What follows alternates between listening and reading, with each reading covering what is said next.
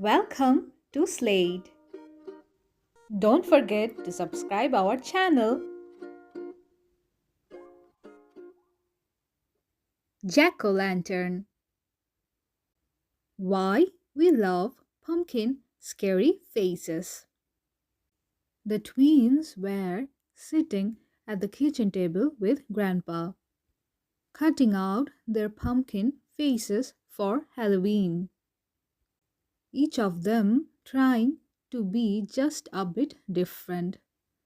Lizzie did a funny face, Danny tried a scary face, and Grandpa trying out something new. Be careful with those sharp knives, Grandpa said for the millionth time. We are being careful, promise. Lizzie looked up. Why do we make scary pumpkin faces for Halloween? She asked. Yeah, Denny frowned. Why pumpkins? Why scary faces and tea lights? I bet you don't know. Grandpa laughed. As it happens, I do know. It's an old Irish tradition. A lot of Irish people came to America and they brought the jack o' lantern tradition with them. Jack o' lantern? Lizzie laughed. Was he a pumpkin salesman? No, Grandpa laughed too. He was a pretty creepy man who tricked the devil. At least, that's how the story goes.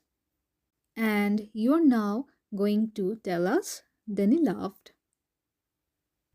Of course, Grandpa laughed too. Let's see if I can remember it right. And he began. Everybody called Jack Stingy Jack because he liked to drink a lot and he didn't like to pay for his drinks in the inns of old Ireland. He always tried to get somebody else to pay. Stingy? Lizzie asked.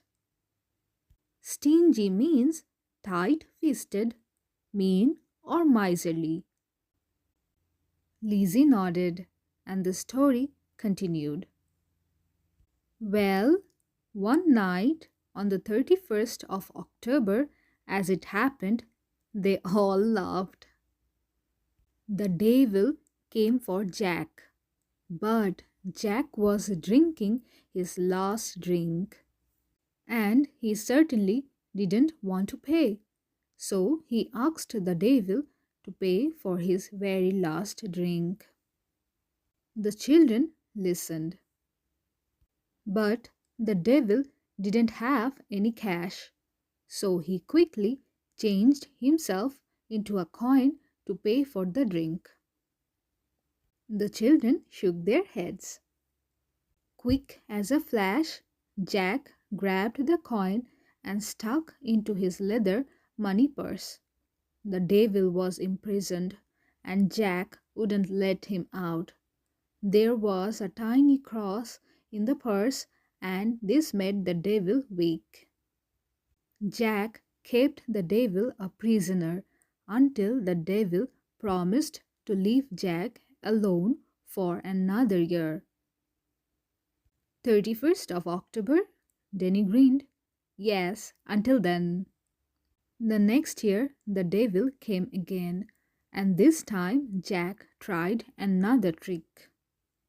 He asked him to pick the very last apple from a nearby old tree as Jack's last meal.